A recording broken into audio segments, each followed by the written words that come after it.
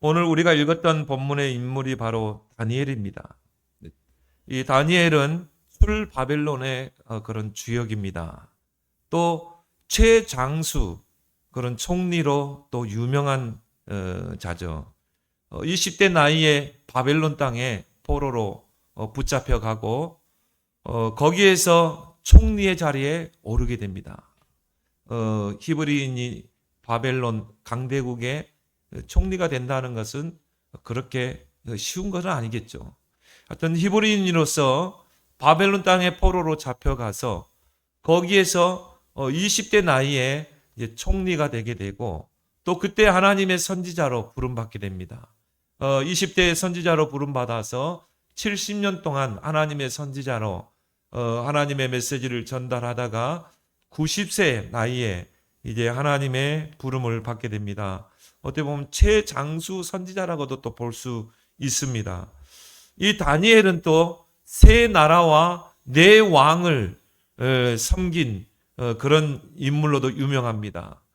그래서 이 바벨론 또 메데 또 파사 우리가 페르시아라고 그러죠. 이 세 나라를 이 강대국 초강대국의 바로 총리였어요. 그리고 네 왕 바벨론의 느부갓네살 왕, 또 벨사살 왕, 또한 메대의 다리오 왕, 그리고 페르시아의 고레스 왕, 네 왕을 섬기며 또 총리로 있었던 인물입니다. 그래서 과거에는 이 왕정 시대가 바뀌게 되면 그 전에 왕 밑에 있던 신하들은 거의 다 숙청이 됩니다.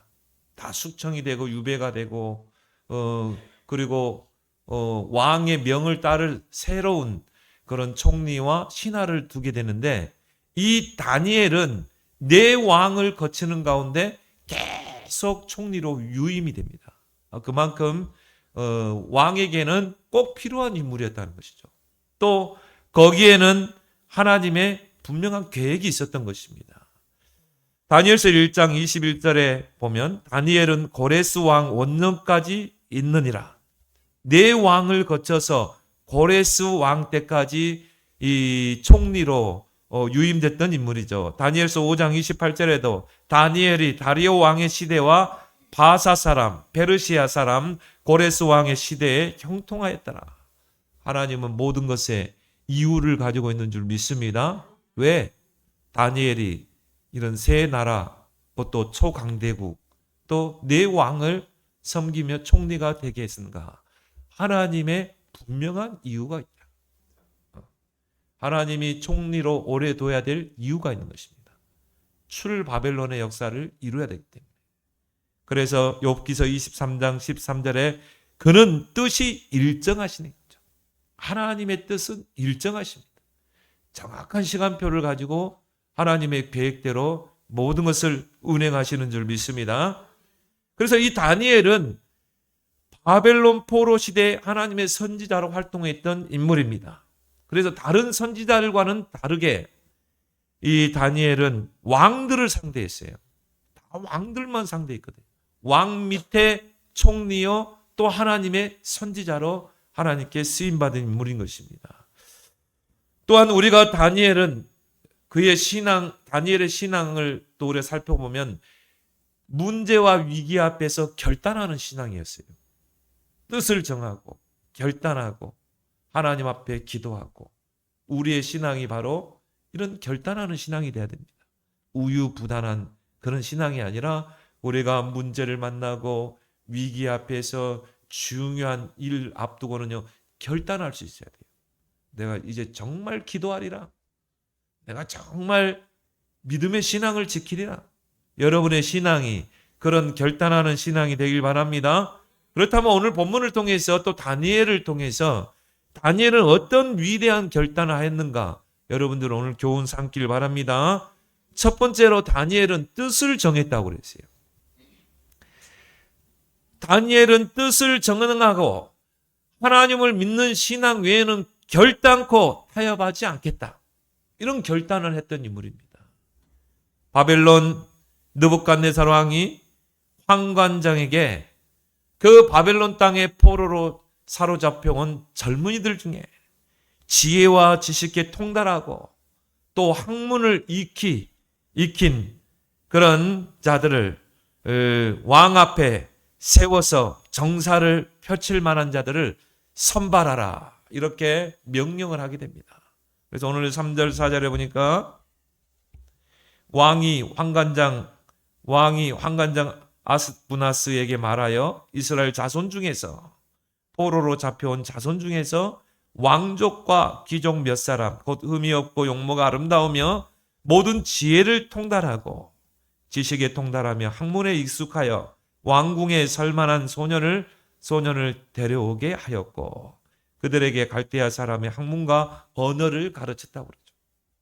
그래서 포로로 잡혀온 그런 자들 중에 똑똑하고 지혜가 있고 또 학문에 익숙한 그런 자들을 왕 밑에 두어서 함께 이 정사를 펼치려고 했던 것입니다. 거기에 선발된 인물이 바로 다니엘과 하나냐와 미사엘과 아사랴인 것입니다. 오늘 6절에 보면 나오죠. 그들 가운데 유다 자손 곧 다니엘과 하나냐와 미사엘과 아사랴가 있었더니, 히브리 청년들입니다.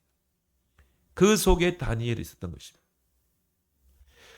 그래서 이 황관장이 이들의 이름을 바벨론식으로 창시 개명을 했어요. 그래서 다니엘이라는 그 이름의 뜻은 하나님은 나의 심판자시다, 이런 뜻이 있거든요. 근데 벨드사살로 이름을 바꾸게 됩니다. 바벨론식 이름이죠. 그 벨드사살이라는 이름의 뜻이 바알이 은총을 베푸는 자.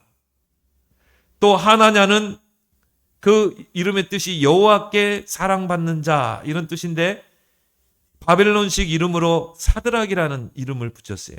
그 뜻이 태양신에 의해서 조명을 받는 자. 또 이 미사엘은 하나님과 같은 자 누구냐, 이런 뜻인데요.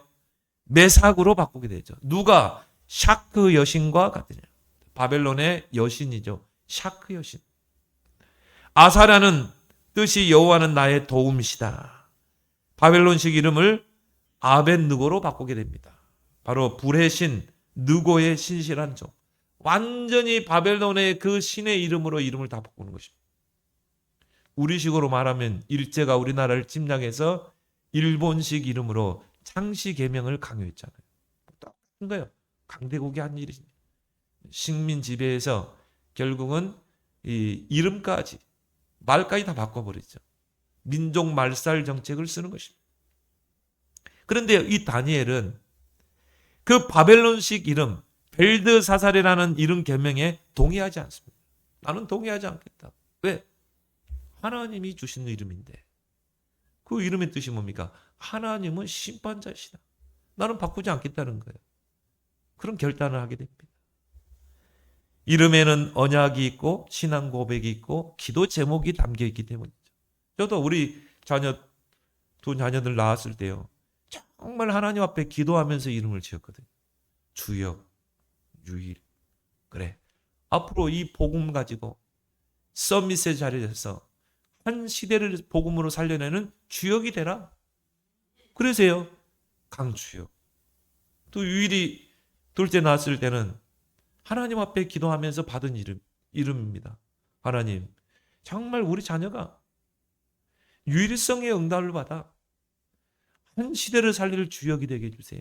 그래서 이름이 강유일. 여러분 자녀도 마찬가지고요. 또 여러분 자신도 마찬가지예요. 제 이름도 강욱원. 이름이 굉장히 어려워요. 어제 군대에서 제일 힘들었던 게 강욱원 하다가 그러면 이 소리가 작아지잖아요. 그것 때문에 고생을 했는데, 근데 이름 뜻은 굉장히 좋은 이름이거든요. 이름은 어려운데 빛나룩 머런, 우리 이모부가 지어준 이름인데요. 멀리 멀리 빛나라. 멀리 멀리 이 복음의 빛을 전달하라. 근데 생각해 보면요, 저는 그 이름에 대한 그런 상처들이 있었거든요. 이름이 너무 어렵게 지어가지고. 근데 제가 복음을 깨닫고 나서, 이야, 이 이름이 진짜 시대적인 인물이구나. 근데 제가 복음 들고 해외 현장에 가더라니까요. 복음 들고 스리랑카를 가더라니까요. 야, 그래. 이름 속에는 바램과 기도 제목과 신앙 고백이 있구나. 거기에는 언약이 있구나. 하나님이 다니엘이라는 이름을 줬는데 그걸 바꾸라는 것입니다. 거기에 동조하지 않은 것입니다. 그것 때문에 이제 혹독한 시련이 다니엘에게 기다리고 있었던 것입니다. 느부갓네살 왕이 이 뽑힌 자들에게 이제 왕이 지정한 그 음식과 또 포도주를 주어서 3년 동안 육성하게 합니다. 근데 그 왕이 먹는 음식과 포도주가 바로 바벨론 신에게 제사 드리고 나서 제사 음식을 왕이 먹었어요. 그 말은 뭡니까? 바벨론의 왕은 신의 아들이라는 거 아니겠습니까? 그 우상 앞에 바벨론의 신에게 그 태양신, 샤크신, 누부고 신에게 바쳤던 그 음식을 왕이 먹었어요. 그리고 왕이 먹은 그 음식을 그 뽑힌 자들에게 먹게 한 것입니다. 그 말은 뭘 말하죠? 우상의 재물을 먹는 거 아니겠습니까? 다니엘은 거기에서 결단하게 됩니다. 오늘 5절에 보니까 또 왕이 지정하여 그들에게 왕의 음식과 그가 마시는 포도주에서 날마다 쓸 것을 주어 3년을 기르게 하였다네. 그 후에 그들은 왕 앞에 서게 될 것이다. 다니엘이 거기서 결단하게 됩니다. 뜻을 정하게 됩니다. 그래서 8절에 보니까요. 다니엘은 뜻을 정하여 왕의 음식과 그가 마시는 포도주로 자기를 더럽히지 아니하리라 하고 자기를 더럽히지 아니하도록 환관장에게 구하라. 그래서 환관장이 뭐라고 그럽니까? 10절에 환관장이 다니엘에게 이르되 내가 내 주를 두려워하노라. 거기서 이제 그가 너희 먹을 것과 너희 마실 것을 지정하셨으니 왕이 음식과 마실 것을 지정했기 때문에 너희 얼굴이 많이 초췌하여 같은 또래 소년들만 못하면 어떻게 되겠느냐. 다니엘이 뭐라고 그래요? 우리는 왕의 음식을 먹지 않고 우리는 채소만 먹겠습니다. 채소와 물만 먹겠습니다. 그렇게 환관장의 조건을 제시했거든요. 그러니까 환관장이 하는 말이 너희들이 3년 동안 채소만 먹으면 몸도 마를 것이고 얼굴도 초췌해질 것이고 또래의 소년들만 못한 것을 그가 왕이 보게 될 건데 그러면 너희들 때문에 내 목숨까지도 위태로워지는 거 아니냐. 그때 12절 보니까 다니엘이 뭐라고 그랬어요? 청하노니 당신의 종들을 열흘 동안 한번 시험해 보세요. 열흘 동안 시험을 해서 우리는 채소만 먹겠다. 왕이 주는 음식을 먹지 않고 우리는 채소만 주어 먹게 하라. 그리고 물을 주어 마시게 하고 정말 왕의 음식을 먹은 소년들과 채식만 먹은 우리 네 사람 얼굴 한번 비교해 봐라. 어떻게 바뀌는지. 그래서 환관장이 그걸 허락하게 되죠. 그래서 열흘이라는 기간을 두어서 이제 왕의 음식을 먹는 소년들. 그리고 다니엘과 세 청년은 뭡니까? 채소와 물만 먹고 10일 후에 이제 환관 앞에 서게 된 것입니다. 15절에 보니까 열흘 후에 그들의 얼굴이 더욱 아름답고 살이 더욱 윤택하여 왕의 음식을 먹는 다른 소년들보다 더 좋아 보이니라. 그래서 어떤 의사는 또 그것만 주장하는 사람이 있어요. 봐라, 이 고기 먹는 것보다 이 채식을 먹는 거, 야채, 과일만 먹는 게 더 몸에 건강하다. 또 그것만 주장하면 안 돼요. 고기도 먹고 우리가 채소도 먹고 그렇게 하나님이 주신 것을 골고루 잘 먹어야지 채식만 먹다가는 어떻게 됩니까? 영양실조에 걸립니다. 단지 다니엘과 세 친구들은 그 우상 앞에 바쳐진 그 음식을 우리는 먹지 않겠다는 것입니다. 왜 그렇습니까? 하나님을 섬기는 자기 때문에.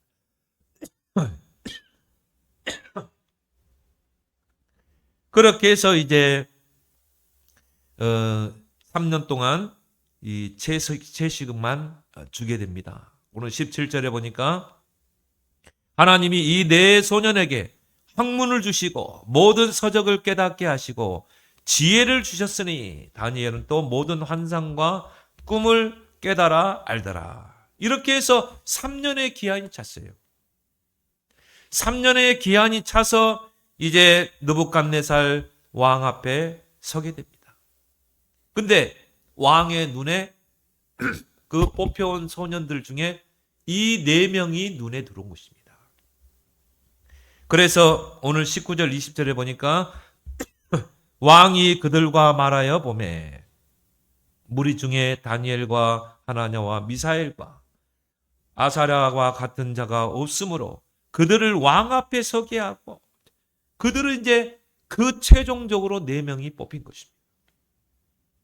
왕이 그들에게 모든 일을 묻는 중에 그 지혜와 총명이 온 나라 박수와 술객보다 10배나 나온 줄을 아니라.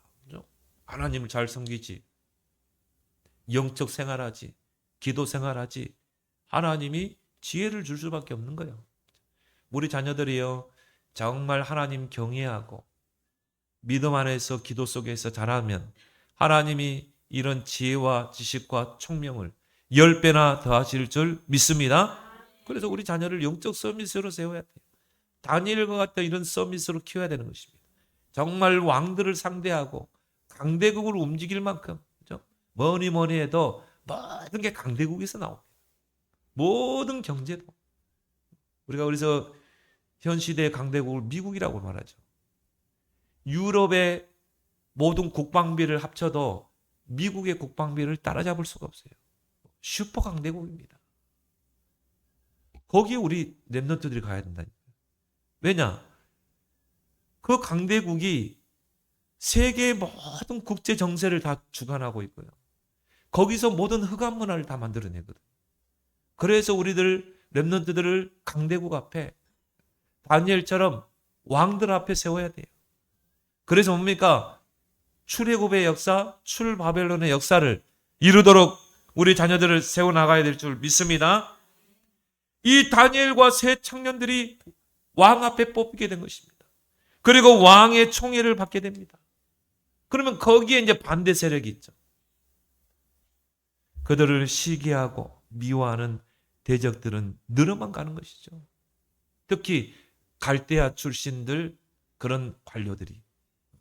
그들은 바벨론 갈대아에서 공부하고 어떻게 하면 서밋으로 가서 왕 밑에 선자들 아닙니까? 근데 이들은 다니엘과 세 청년은 포로로 잡혀온 자들이라니까요. 근데 왕이 그 4명에게 더 신임을 두는 것입니다. 시기하는 자들, 질투하는 자들, 미워하는 자들, 대적자들이 점점 늘어만 가게 되고 그들 앞에는 이런 혹독한 시련이 기다리고 있었던 것입니다. 여러분의 인생에 위기를 만났습니까? 어려움을 만났습니까? 중요한 일을 앞두고 있습니까? 결단하는 신앙이 되길 바랍니다. 결단해야 돼요. 내가 진짜 하나님 앞에 기도할 것이다. 뜻을 정하고. 두 번째, 다니엘은 어떤 인물입니까? 신앙의 절개를 지킨 그런 인물입니다. 그래서 절개라는 말이 사전적인 의미로 신념이나 원칙 등을 굽히지 않고 굳게 지키는 태도인 것입니다. 이게 바로 절개예요. 다니엘이 바로 이런 신앙의 절개, 또 우리가 그거를 지조라고 그러죠. 뭔가 이 사람은 이 자기만의 신앙의 원칙이 있었다 이 말이죠. 이 느부갓네살 왕은 하나님께서 이스라엘 심판하라고 세운 왕입니다.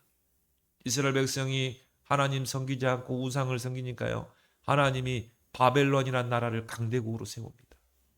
그리고 뭡니까? 느부갓네살 왕을 세워서 채찍으로 사용하는 것입니다. 그래서 저는요. 이스라엘의 상황과 우리나라 상황이 너무 비슷해요. 나라도 작죠. 그리고 강대국에 둘러싸여 있죠. 우리나라도 보세요. 일본, 또 중국, 러시아. 이스라엘 똑같은 상황입니다. 자, 저 위에는요. 아수르, 바벨론, 그 다음에 아람, 모압, 밑에는 이집트, 애굽, 다 강대국에 의해서 있어요. 그래서 이스라엘은 오직 하나님만 바라봐야 돼요. 그러지 않으면 존재할 수 없는 나라입니다. 근데 이스라엘이 오직 여호와 하나님을 바라보고 여호와를 경외하고 오직 여호와 유일신 신앙으로 전 백성이 하나 될 때는 어떻게 됩니까? 그 강대국 주변에 끼어 있는 이스라엘이 초강대국이 되겠다. 하나님이 그 조그만 나라 이스라엘요 최강대국으로 세웠어요. 어느 정도냐? 주변 나라에서 조공을 바칠 정도로. 그 시대가 바로 다윗 시대, 솔로몬 시대죠. 그때 이스라엘의 초강대국. 그런데 이스라엘 백성이 여호와 신앙을 버리고 우상 숭배하고 하나님의 죄악을 범할 때는 하나님이 아수르를 키워가지고요 때려 패는 것입니다. 침략해서 다 죽이고 성전 무너뜨리고 성벽 무너뜨리고 성읍을 다 불사르고 포로로 잡아가고 또 그러면 또 회개하거든. 하나님 잘못했습니다. 또 하나님 바로 오겠습니다. 그러면 또 하나님이 지도자 한 명 세워서 또 강국으로 세웁니다. 하나님이 그 나라를 번성하게 됩니다. 근데 또 교만해가지고 우상 숭배하면요 또 바벨론이라는 나라를 강하게 세워서 느부갓네살 왕을 채찍으로 심판으로 사용해가지고 느부갓네살 왕이 바벨론 군대를 끈이로 가세요. 예루살렘을 성벽을 다 무너뜨려버려요. 성벽을 무너뜨리고 성읍들을 불사르고 왕을 포로로 잡아가고 시드기야 왕은 두 놈을 왕 앞에서 자식들을 죽이고 그 말은 뭡니까? 왕의 후손을 싹을 자르겠다는 것입니다. 두 눈은 뽑고 쇠사슬에 묶어서 바벨론까지 포로로 잡아. 그때 렘넌트들이 묻혀서 갔다니까요. 0.1% 렘넌트들이. 그들이 이제 다니엘과 같은 에스겔 같은 인물인 것입니다. 오늘 본문에도 마찬가지예요. 느부갓네살 왕은 하나님이 이스라엘을 심판하기 위해서 세운 것입니다. 그래서 하나님이 그의 나라 바벨론을 강국으로 세웁니다. 모든 권력과 영화를 다 그에게 줍니다. 하나님의 심판자로 쓰기 위해서. 근데 이 느부갓네살 왕이요 교만해진 거예요. 자기가 힘이 있어서 나라를 크게 세웠다 이렇게 생각한 거예요. 그게 아닌데 하나님이 이스라엘을 채찍으로 쓰기 위해서 느부갓네살 세워서 그 나라를 강국으로 세운 거 아닙니까? 교만해진 것입니다. 그래서 느보 평지에 자신을 위한 금신상을 세웁니다. 자신의 우상을 세웁니다. 높이가 27m. 큰 우상을 세워놓고요. 전 백성들은 다 모여라. 그래서 신상 낙성식을 하게 되죠. 그 낙성식에 모든 총독과 수령, 행정관, 재무관, 재판관, 각 지방의 관원들로 다 참석하도록 명령하죠. 그리고 그 낙성식에 나팔을 빵 불면 다 절하라는 것입니다. 자신의 그 신상 앞에 그 명령을 하게 되죠. 모두가 다 그 금신상 앞에 다 절했어요. 나는 보면서 우리나라가 너무 똑같은 거 있죠. 저희 일제가 우리나라 침략해서 뭐 한 줄 아세요? 저 남산 밑에다가 일본 신사 만들어 놓고 일본의 역대 그 왕들 신사 제사하는 그 신사 만들어 놓고 교회로 하여금 절하라고 그랬어요. 자, 너희들이 교회 가서 예배 드리려면 신사 앞에 절하고 일요일날 절하고 그리고 예배 드리라는 거죠. 목사들 보고. 많은 목사들이요. 주일날 신사 앞에 아침에 신사 앞에 가서 절하고 강단에 섰다니까요. 하나님을 배교한 거죠. 근데 주기철 목사님이나 이런 분들이요. 생명 걸고 우리는 절할 수 없다. 왜? 역사를 보니까 우상 숭배하는 나라마다 멸망하지 않은 적이 없어요. 저 신사 앞에 절하는 것은 이 나라 말살되는 거다. 멸망되는 거다. 이 대한민국이라는 나라가 지구에서 없어져 버리는 것이다. 지나면 우리나라가요. 일본의 속국이 될 수 있어요. 절할 수 없다는 거예요. 그리고 일본 경찰이 죽이겠다 그러니까 그래 일사각오 아니냐. 인생 한 번 살다 가는 거 아니냐. 절 안 했어요. 오늘 주기철 목사님 같은 그런 위대한 목회자들이요, 형장에 사형당하고 희생을 당했죠. 순교를 당했죠. 하나님은 그 신사참배, 우상숭배 목사들이 그 신사 앞에 가서 일본 신사 앞에 절하는 그 죄를요, 하나님이 갚았습니다. 그게 뭡니까? 저 김정일, 김일성이 세워가지고 유교 남침하게 했어요. 모든 역사에는 하나님의 뜻과 계획이 있는 것입니다. 그래서 역사는 우리의 교훈이 되는 것입니다. 지금도 분단국가 아닙니다. 그러나 하나님이 지금도 이 나라 민족을 놓고 회개하면서 하나님 앞에 자복하고 기도하는 소수의 사람들이 있어요. 그들 때문에 이 나라를 하나 되게 하실 줄 믿습니다. 하나님은 언젠가 이 나라 대한민국을 강국으로 세울 것입니다. 그런데 이렇게 해서 채찍으로 세웠는데 이 느부갓네살 왕이 교만해가지고 우상을 세워놓고 다 절하라는 것입니다. 다 절했어요. 세 사람만 안 했어요.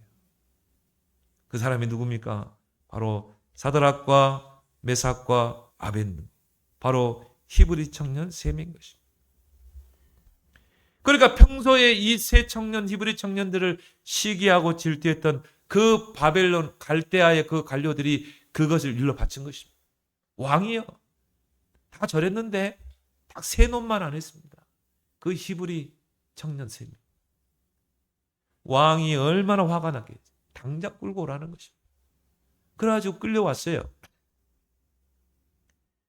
근데 왕이 최고로 신뢰하는 그런 이 청년 아닙니까? 그래서 한 번 기회를 주죠. 마지막 기회를 주겠다. 나팔 소리를 빵 들리면 그 금신상 앞에 절하라는 것입니다.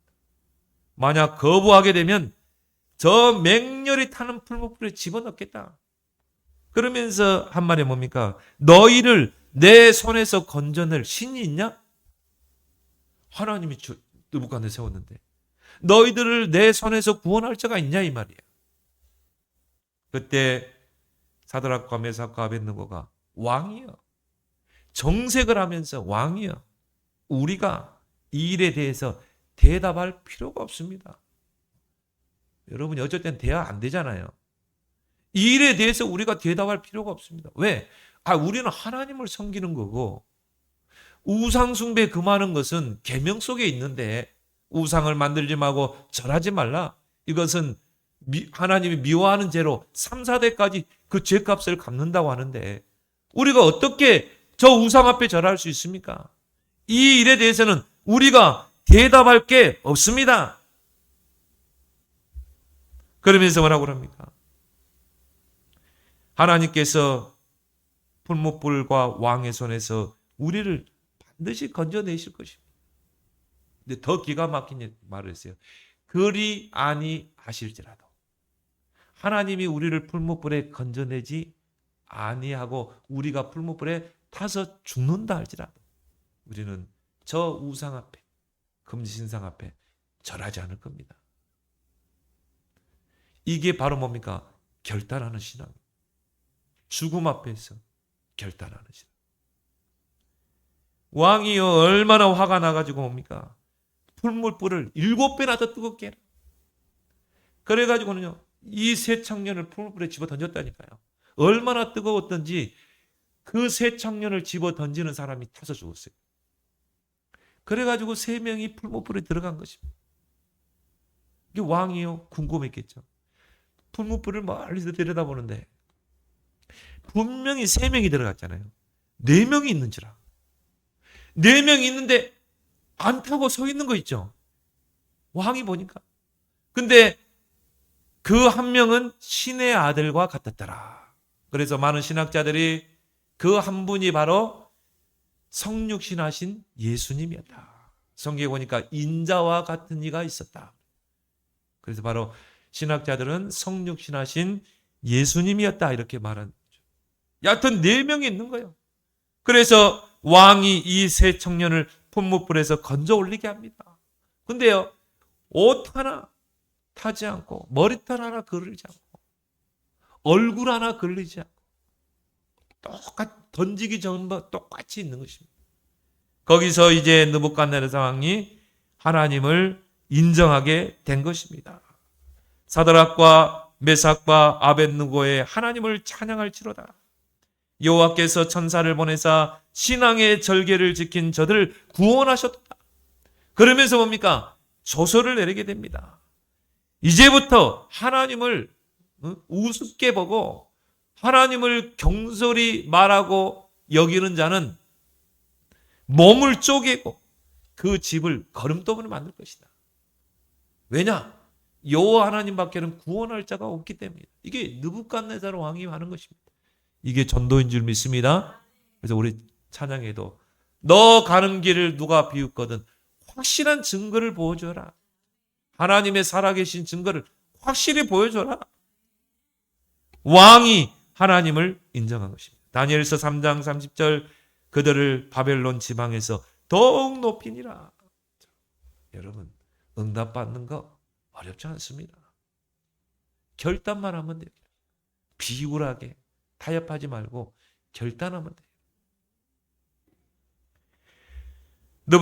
느부갓네살 왕이 죽고 그의 아들 벨사살이 왕이 됩니다. 근데 그 벨사살이요 왕이 되면 어떻게 합니까? 그 전에 왕을 밑에 있던 신하들은요 다 숙청시킵니다. 다 죽이든지 위배를 보내요. 그런데 끝까지 살아남은 인물이 있는 다니엘입니다. 그 다니엘을 총리로 등용을 했다니까요. 총리로 유임시킨 것입니다. 왜? 이 다니엘이 보니까 다르거든. 하나님을 섬긴다는 자인데 뭔가 지혜가 있고 총명이 있고 성경에 보니까 10배나 더 있더라. 왕이 숙청시키겠어요? 아니죠. 이 사람은 내게 꼭 필요한 사람. 왕이 총리 자리에 두게 됩니다. 근데 그 벨사살 왕이 하나님께 악을 행하게 되고 살해를 당하게 됩니다. 그리고 메대 사람 그 유명한 다리오가 이제 왕이 되게 됩니다. 그 다리오 왕이 120명의 고관을 세워서 전국을 다스리게 합니다. 120도를 다스리게 합니다. 그 위에 3명의 총리를 세운 거예요. 그 3명의 총리 중에 으뜸 총리가 바로 다니엘인 것입니다. 자, 120도를 고관을 세웠고 그 위에 3명의 총리를 세웠다니. 그 3명의 총리 중에 으뜸 총리가 바로 다니엘인 거예요. 이 다니엘은 다리오 왕정 때에도 숙청되지 않고 총리로 등용이 된 것입니다. 대부분요 반역을 할 수 있기 때문에 다 죽이게 돼 있어요. 근데 다니엘은 느부갓네살 왕 밑에서도 벨사살 왕 밑에서도 메대 왕국의 다리오 앞에서도 왕 앞에서도 총리로 임명되게 된 것입니다. 여러분 오래 살아야 될 이유가 있는 사람이지. 하나님이 축복해야 될 이유가 있는 사람이지. 왜? 그래야 하나님의 일하지. 여러분이 그 사람 되길 바랍니다. 하나님 나에게 교회를 세우고 삼뜰 성전 세우고 237 나라 5천 종족 살리고 하나님 내가 서밋을 세워야 되지 않겠습니까? 하나님 나에게 이유 있는 경제를 주세요. 이유 있는 언약을 붙잡으면 하나님이 이유 있는 경제를 주시게 돼 있는 것입니다. 왜 그래요? 모든 빛의 경제는 하나님의 손에 있기 때문에. 다니엘이 이런 인물이라니까요. 우리 렘넌트들을 이런 인물로 키워야 되는 것입니다. 그렇게 해서 이제 다니엘이 총리로 서게 됩니다. 그러니 뭐 다른 총리들, 다른 고관들이 그 120명의 고관들이 얼마나 미워하겠어요. 저희 히브리 청년 하나가 왕 밑에 총리가 되고 그것도 3명의 총리 중에 으뜸 총리가 됐는데 그래서 다니엘을 함정에 빠뜨릴 그 음모를 꾸며내게 되죠. 그래서 이 갈대아 총리들과 고관들이 모여서 왕 앞에 나아갑니다. 그리고요 왕을 막 띄어올리죠. 왕이요, 다리오 왕이요, 만수무강하옵소서. 왕은 신과 같은 존재입니다. 왕은 신의 아들이 아닙니까? 그래서 이제 당신 밑에 신하들이 있는데 정말 당신을 왕의 아들처럼 그렇게 신뢰하는 신하가 있는지 없는지 한번 30일 기한을 정해서 왕 외에 다른 이름으로 기도하면, 다른 신의 이름으로 기도하면 저 굶주린 사자굴 속에 집어넣게 하십시오. 왕이요? 이 들으니까 기분이 좋거든. 왜? 자신을 신과 같이 떠받들거든. 당신은 신과 같은 존재입니다. 그래서 만수무강해야 됩니다. 왕의 왕자가 무궁해야 됩니다. 그래서 30일 동안 정해서 왕 이름 외에 다른 이름으로 기도하면 굶주린 사자굴 속에 집어넣으십시오. 왕이 기분이 좋아. 그래서 어떻게 합니까? 조서에 어인을 찍게 됩니다. 왕의 도장을 찍는 거예요. 전국에 그것을 다 설파합니다. 근데요, 다니엘서 6장 10절에 보니까 다니엘은 조서의 어인이 찍힌 걸 알고도 전에 하던 것처럼 예루살렘을 향해서 창문을 열어, 그 예루살렘을 향해서, 예루살렘 있는 성전을 향해서 하루에 3번씩 무릎을 꿇고 하나님 앞에 간절히 기도하니라. 여호와의 이름으로 기도하니라. 그걸 누가 봤어요? 갈대아 이 총리들과 고관들이 본 것입니다. 그래서 어떻게 합니까? 왕에게 일로 바친 것입니다. 왕이요, 조서의 언의를 찍었는데 딱 한 사람이 다른 신의 이름으로 기도했습니다. 누구냐? 다니엘이라는 거예요. 그럼 왕이요, 굉장히 고민한 것입니다.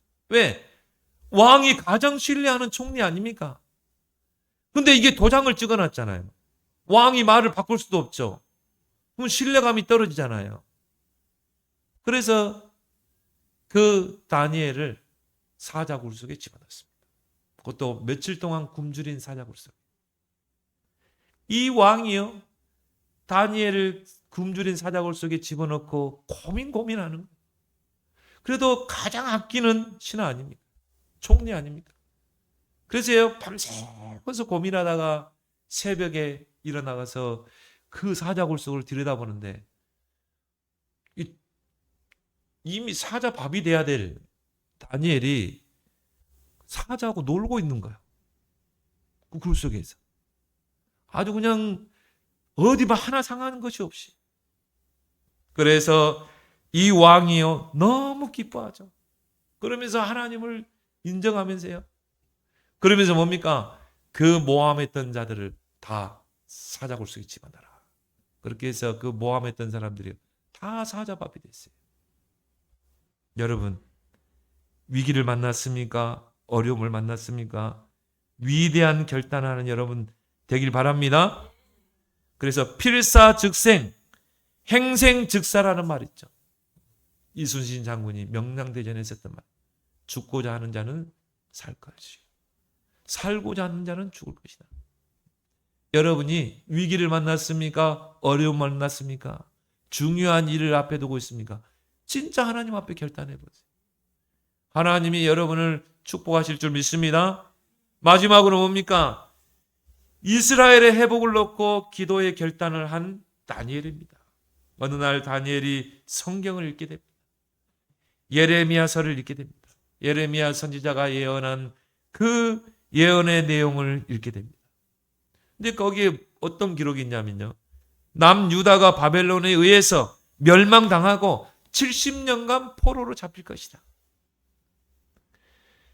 70년간 포로 생활을 할 것과 하나님의 은혜로 하나님이 정하신 그 70년이 찬 후에 유다 땅으로 돌아올 것이다. 이런 예언의 내용이 있는 것입니다. 그 예언의 내용을 읽고 다니엘서 9장 2절에 보니까 다니엘이 책을 통해 여호와께서 말씀하신 선지자 예레미야에게 알려주신 그 연수를 깨달았나니 곧 예루살렘의 황폐함이 70년 만에 그치리라 하신 것이니라.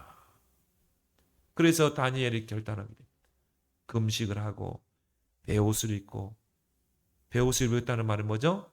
하나님 앞에 참회하고 자복하는 것입니다. 이스라엘의 죄, 자신의 죄를 하나님 앞에 회개하고 자복하는 것.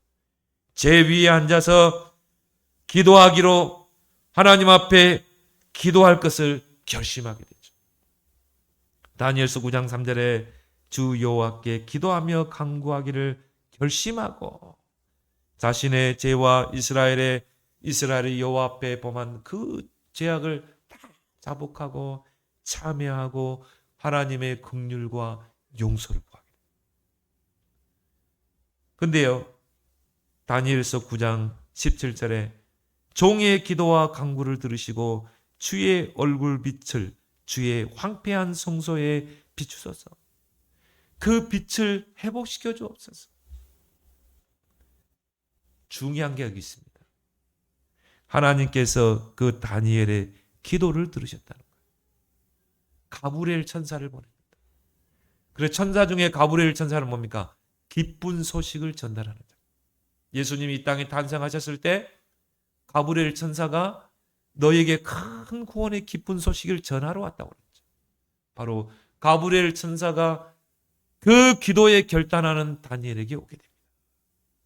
다니엘서 9장 20절에 다니엘아 네가 기도를 시작할 즈음에 명령이 내렸으므로 이제 내게 알리러 왔느니라. 여러분이 조금만 한번 결단해 보세요. 내가 진짜 기도해야 되겠다. 내가 진짜 교회를 놓고 진짜 교회에 어려움 당하는 교인들을 진짜 하나님 앞에 작정하고 기도할 것이다. 그렇게 결단하고 기도를 시작할 즈음에 여호와께서 명령을 내렸으므로 가브리엘 천사에게 명령해서 너 내려가서 응답을 가지고 내려가라는 것입니다. 명령이 내렸으므로 이제 내게 알리러 왔느니라. 다니엘서 10장 11절에 큰 은총을 입은 사람 다니엘아 내가 내게 보내심을 받았느니라. 네가 깨달으려 하여 하나님 앞에 스스로 겸비하여 기도하기로 결심하던 첫날부터 기도하기로 결단한 그 첫날부터 너의 말이 응답을 받았으므로 내가 내 말로 말미암아 왔느니라. 여러분이요 중요한 시간표에 결단 한번 해보세요. 뭐 길게 잡을 필요도 없어요. 첫날의 응답이었잖아요. 여러분 응답받는 게 그래 어렵습니까? 하나님이 원하시는 뜻만 찾으면 돼요. 조금만 결단하면 돼요. 내가 진짜 기도해야 되겠다. 내가 진짜 이제 하나님 앞에 내가 무릎 꿇겠다. 시작할 때부터 하나님 응답은 이미 온 줄 믿습니다. 첫날부터 네 말로 말미암아 왔느니라. 그 다니엘이요 이제 하나님 앞에 결단하고 기도하는데 하나님께서 훗날 이 고레스 왕을 일으켰어요. 이 고레스 왕이 원래 고아였거든요. 고아였는데 하나님이 고레스를 왕으로 세웁니다. 페르시아 왕. 그래서 바벨론과 메대를 점령하고 페르시아 왕국을 세우게 됩니다. 그리고 그 고레스 왕이 내린 칙령이 있어요. 전 이스라엘 백성은 고국으로 돌아가라. 이제 예루살렘 땅으로 돌아가라. 그리고 너희들이 재산도 다 가지고 가라. 그게 바로 뭡니까? 출바벨론입니다. 이 역사를 이뤘던 인물이 고레스 왕입니다. 역사적인 사건이죠. 거기에 중요한 역할을 했던 인물이 바로 다니엘인 것입니다. 여러분 조금만 한번 결단해 보세요. 여러분이 위기를 만났습니까? 어려움을 만났습니까? 하나님 앞에서 결단하라. 중요한 일을 앞에 두고 있습니까? 하나님 앞에 뜻을 정하고 결단하라. 여러분 결단하고 시작하면 일을 행하시는 분은 여호와이신 줄 믿습니다. 그래서 여러분이 다니엘과 같은 이런 결단의 신앙이 되기를 예수 그리스도로 축원합니다. 하나님 아버지 은혜를 감사합니다. 오늘 다니엘을 통해서 우리를 교훈하신 하나님 감사합니다. 우리가 위기 앞에서 어려움 앞에서 중요한 일을 앞에 두고 다니엘과 같이 뜻을 정하고 결단하는 신앙이 되게 하옵소서. 현실과 타협하지 않고 환경에 타협하지 않고 하나님 앞에 서서 결단하는 신앙이 되어 결단하고 기도할 때 첫날에 하나님이 응답이 왔던 다니엘과 같은 이런 시대 살린 그런 응답의 주역들이 다 되게 하여 주옵소서. 예수님의 이름으로 기도합나이다. 아멘.